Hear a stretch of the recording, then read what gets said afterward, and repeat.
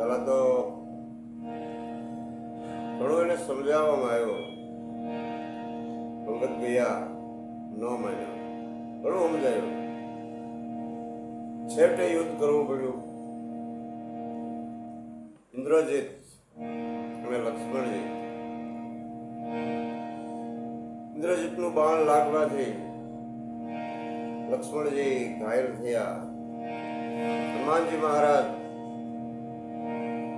ઔષધિ લાવ્યા અને લક્ષ્મણજીના પ્રાણ બચી ગયા. વળી પાછું યુદ્ધ થયું. એમાં ઇન્દ્રજીતનું મૃત્યુ થયું લક્ષ્મણજી દ્વારા ઇન્દ્રજીતનું મૃત્યુ. ત્યારે રાવણ રામને એક સંદેશો મોકલે કે જ્યાં સુધી હું મારા પુત્ર મેઘનાદની બધી ક્રિયા ન કરી લઉં ત્યાં સુધી તમારા સૈન્યમાં જરાક જાહેર કરી દો, કહી દો કે હું આ બધી ક્રિયા કરી લઉં ત્યાં સુધી કોઈ હાથ ન પડે. આવી રીતનું એક કાગળ લખીને મોકલે છે. આવો ભગત બાપુના શબ્દોમાં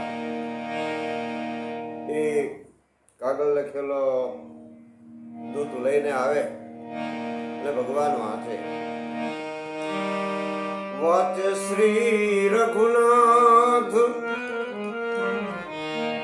વાચે શ્રી રઘુનાથ, લખ્યો રાવણ કે રે હાથ.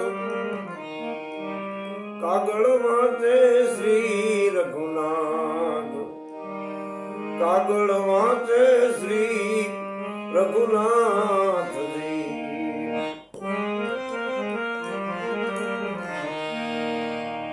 રાવણે પોતે લખ્યું હોય કાગળમાં, મેઘનાદના મરણથી એ મારે આંગણે ઉલ્કાપાતજી.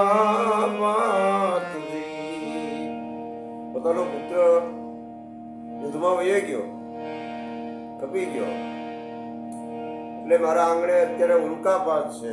તો માટે એની કરી લઉં છેલ્લી ક્રિયા, હું એની કરી લઉં છેલ્લી ક્રિયા.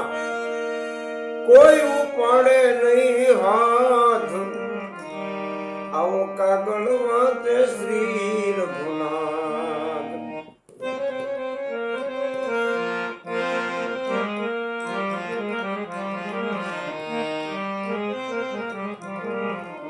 આ પ્રમાણેનો જે કાગળ વાંચ્યો, વેરી કે રામ દુઃખ લેવાતું એ સહન સીતાનો નાથ. રાવણ કટ્ટર દુશ્મન ભલામણ, છતાં એના દુઃખની વાતો ભગવાન સહન ન કરી શક્યા. બોલો કેટલા દયાળુ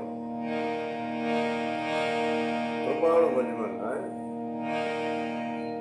વેરી કે રામ દુઃખ લેવાતું સહેન સીતાનો નાથ. જે પત્ર લઈને આવ્યો હતો ને એની હારે પાછું રામે આમ લખીને જવા દીધો પત્ર. રામે પણ સંદેશો મોકલાયો. શું કીધું? ઇન્દ્રજીતને અંજલિ દેવા, ઇન્દ્રજીતને અંજલિ દેવા, હું ચાલીશ તારી સાથ. ઇન્દ્રજીતને અંજલિ દેવા, હું ચાલીશ તારી સાથ. કાગળ વાંચે શ્રી રઘુનાથ.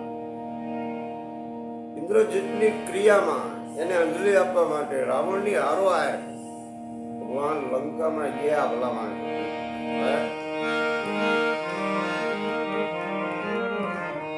અને ન્યાય ગયા તો જે મંદોદરી એનો પુત્ર, એટલે એનું રુદન તો અહીંયા ભાટ જ હોય. સ્વાભાવિક રીતે રાઘવજીએ નજરે જોયો એ મંદોદરી નો વિલાપ.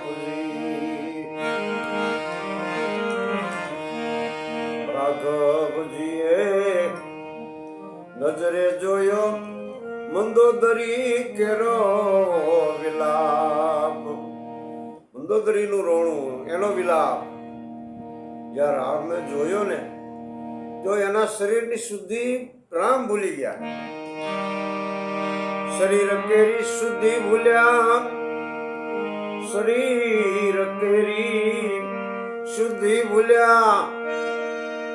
અજ રાવણે જાલ્યો હાથ, રાવણે જાલ્યો હાથ, કાગળ વાંચે શ્રી રઘુનાથ. મંદોદરીનો વિલાપ જોઈને ભગવાન સુધી ભૂલી ગયા તો રાવણે ભગવાનનો હાથ ઝાલ્યો. બોલો. પછી રામે રાવણને કીધું કે હે રાવણ, રાવણ રાજા તારે ને મારે એ જો સંપ થઈ જાત જી. આ જો હપથી કામ થઈ ગયું હોત ને તો સાથે રહીને આ જગત કેરું, સાથે રહીને આ જગત કેરું કલ્યાણ કરતા જાત. હે રાવણ, તારે મારે જો સમજૂતી થઈ ગઈ હોત ને તો આપણે બે ભેગા મળી આ જગતનું કલ્યાણ કરતા જાય. જોકે ભગવાને તો કર્યું જ છે, કરતા આવે છે, કરશે, પણ રાવણનું એમાં સારામાં ગણતરી થઈ જાય. પણ હોની એ હોય જ તે. કાગ હરિની અંજલિ જીલે એ મેઘનાદનો હાથ. બધી ક્રિયા પૂરી થઈ ગઈ, માટી ભેગી માટી થઈ ગઈ, રાખ બની ગઈ. પછી ભગવાને અંજલિ આપી તો એ રાખમાંથી એમ કહેવાય છે કે મેઘનાદનો હાથ આવ્યો એટલે ભગવાનની અંજલિ જીલી. કાગ હરિની અંજલિ જીલે એ મેઘનાદનો હાથ જી. ભગવાને અંજલિ આપી, ઝીલી લીધી. અને પછી વિભીષણ જે અંજલિ આપવા જાય, વિભીષણ ને ભાળીને ભાગી, વિભીષણ ને ભાળીને ભાગી.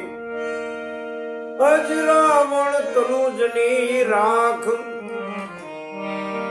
રાવણ તનુજની રાખ, કાગળ વાંચે શ્રી રઘુનાથ.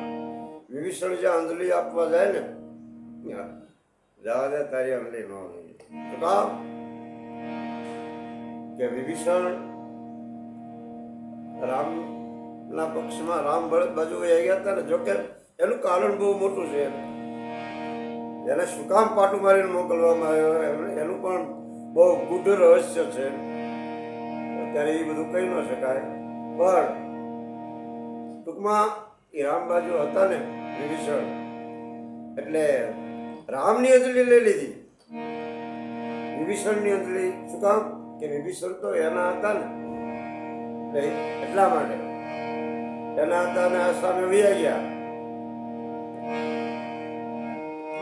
વિભીષણ ને વાળીને ભાગી, રાવણ તનુજની રાખ, કાગળ વાંચે શ્રી રઘુનાથ, વાંચે શ્રી રઘુનાથ.